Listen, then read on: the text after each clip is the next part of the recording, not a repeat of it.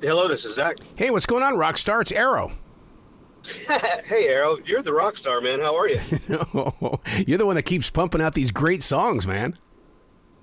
Well, thank you, man. I appreciate that. I'm glad you like it. Oh my God, especially the song Black. What I love about it is that you're really putting that guitar riff out there, and in an age where it's still a little bit too much EDM, but you're not afraid to just say, "Hey, look, we're gonna rock."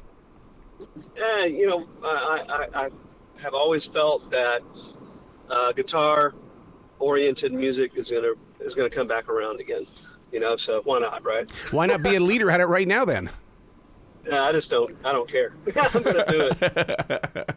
What are you feeling from your side of the entertainment industry to where we can start making this move? Because I see that a lot of classic rock stations are changing their formats these days and introducing a little bit more of a newer tone to it. Yeah, I think it's been a gradual movement, if you will. It's just, I think it takes the right artist and the right songwriting and, the right messaging, I guess. It's weird. We went through this whole period where it's been really nothing but mostly, nothing against, rap or anything like that. But I've noticed that, even country music has become more pop oriented, but even some of the country music I'm hearing has a lot of rock and roll influence in it. Yeah, so, yeah. It's just kind of gravitating that direction. I'm hoping it continues to go that way. Well, and the challenges that you must have with these people that are addicted to TikTok. I mean, I know as a mobile entertainer, they want out of those songs like within 40 seconds. Go to the next one, man. Go to the next one. So it's like, all right, how do we hurry up and get to that hook so that people will stay with it longer? Look, like, what's a TikTok? I just don't, whatever, it works for some folks, but I will always believe in old school, which is go out and do live shows and promote your music and try to get it on radio, and I really could care less about streaming, unfortunately, because it's just not, you can have a large number of streams and still only have a small amount of royalty revenue from that. Boy, that's so true. That's so true. And especially if you're, those that are using the streaming methods for their businesses, they're paying asinine prices, but the thing is that the artist isn't receiving it. Right. Yeah. 100%. Yeah. And it's a travesty. I mean, streaming has really bottomed out the music industry as we all knew it at one point in time. Yeah. So what has to catch your eye in order to write that song? Where is your mind usually at when all of a sudden you go, uh-oh, it's time? It depends. It's different. I usually get inspired by an event or a feeling or, something that's happened. In the aspect of Black, that song, it's been it was in the can a long time before I had my producer Skid Mills help me, make it a better song. But I wrote it in the early 2000s. Wow. After a tragic incident in a suburb of Dallas, where a woman by the name of Darlie Routier basically killed her two kids and then blamed it on an intruder. Cops eventually caught her and she went to prison. She's on death row. But it was, when I was living in Dallas at the time, it was a big deal. And, I wrote about it, and it sat around for a long time. And it's a darker song than most of my other songs.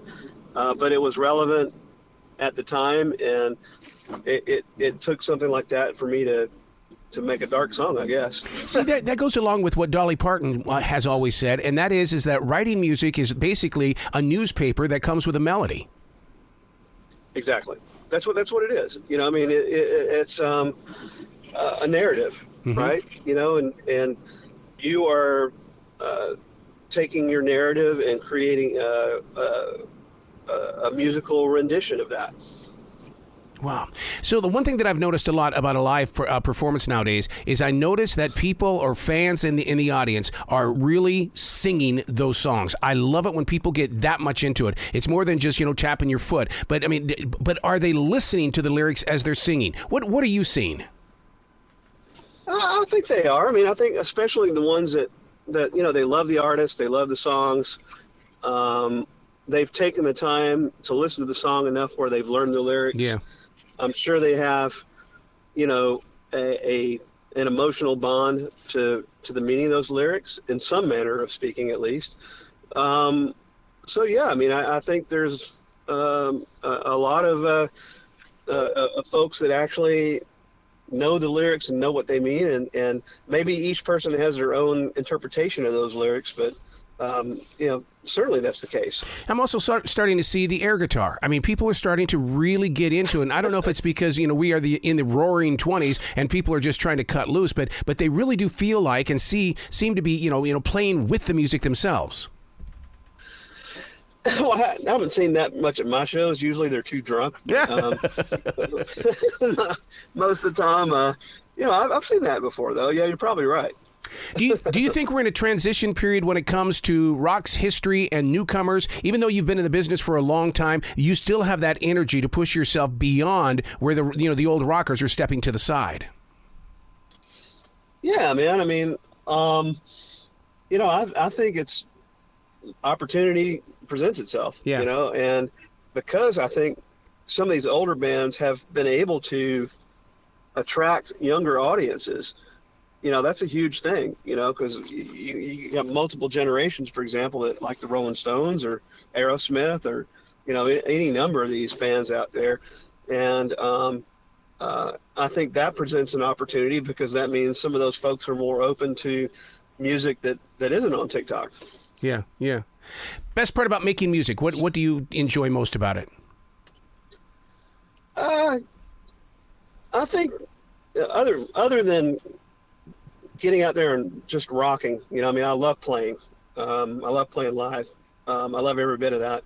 I do like writing and performing music that touches somebody, and that I know at the end of the day they love that song and it emotes some kind of feeling in them, and it forms a connection with the fan. I think that's probably my favorite part. See, your passion is just, it's always so addictive, and it kind of reminds me of what Wade Jennings told me the other day, and he goes, I don't get paid to play music, I get paid to set up a stage and take the stage down and then go home. And it's because it's amazing how you guys are so in love with the performance and just being out there with people. I love it.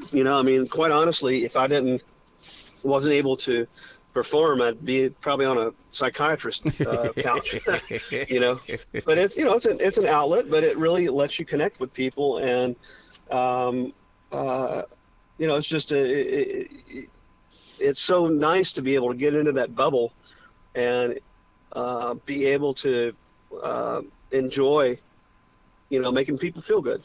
Bringing those lyrics to life in that song, how important is that lead vocalist?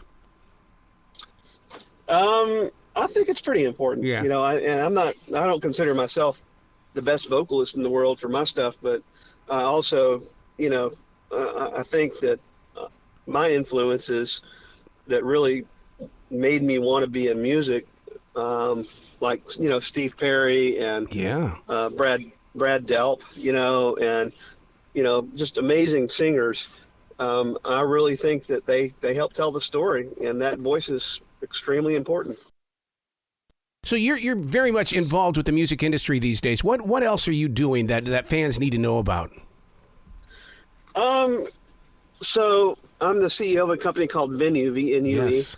And our biggest ongoing project is a platform called Soundster, SOUNDSTR, which is our platform that hopes to reshape the way that general licensing is done in not only brick and mortar establishments like bars, restaurants, and other spots like that, but in radio too.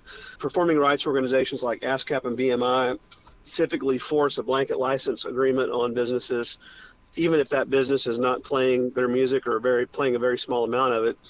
And it's antiquated. It's the way they do it is 100 years old, and me being a technologist, I figured that there's a better way to do it. So Soundster consists of a cloud-based platform as well as a little box that you can put in these businesses. and it listens to the music, and we can identify the song when it's played, the artist, the publisher, pretty, hefty data set, so that not only we can have the business owners have an opportunity to take that data and go negotiate a better licensing agreement, but also so that we can help hold the PROs accountable, because we're aware that about 81% of artists that are played in bars and restaurants and things like this are not properly compensated. Right.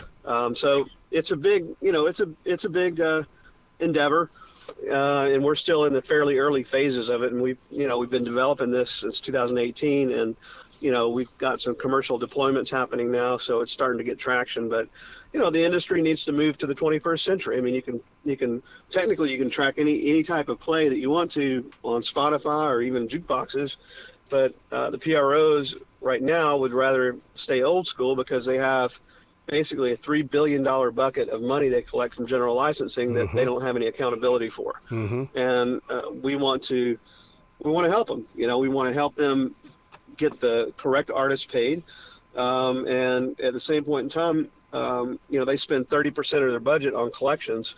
That money could go into artists' pockets. So right. we have a solution really that'll help everybody. As a fan of live music, and here in Charlotte, we get a lot of cover bands. Do those cover bands have to pay their ASCAP BMI fees, and would this help out the songwriters of the bands that they're playing? So the bands themselves don't have to pay for the licensing fees.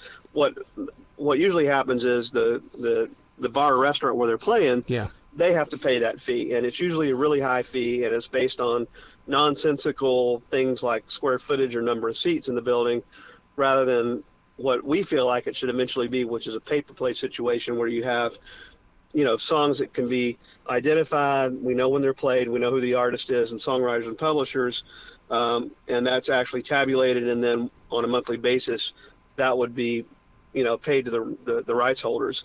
That's not happening right now. So to answer your question, the bands don't have to pay, but absolutely our technology can help all the places that do have to pay for licensing for music, and eventually we do want to build a pay-per-play model that'll be a lot less expensive and will make a lot more sense in terms of the proper songwriters being paid. So for example, if you look at the way it's done right now, is that most of the general licensing goes to, say, the top 200 touring artists. But guys like let's say just the Eagles, who are a huge band, every cover band on the planet plays Hotel California. There's a good chance that they're not, GMR is not receiving royalties for that work being performed, and the songwriters are not being rewarded for that either. Wow. And the reason is because PROs have no mechanism to know what's being played, and we solve that. Wow. Very interesting. Always an interesting story from you. Where can people go to find out more about Black and everything else that you guys are doing? And I want listeners to really get in there and dig in and see everything that you guys have been doing. Well, thanks, man. So the website is zachbairmusic.com, and that's ZACHBAIR music.com. And then you can also find, the music and everything else on social media. So on Facebook, on YouTube and Instagram, it's Zach Bair Official, ZACHBAIR Official. And we're on every possible digital platform and might make $30 next year from all of them. Dude, you got to come back to the show anytime in the future. The door is always going to be open for you. Errol, thanks so much. It's always a pleasure talking to you in my hometown of Charlotte, North Carolina. Absolutely, dude. Man, this town's growing. You just wouldn't believe how much this town is growing. It's insane, man. It's insane. It's incredible. Well, you be brilliant today, okay, sir? You as well, man. Thank you, Errol. Thank you so much.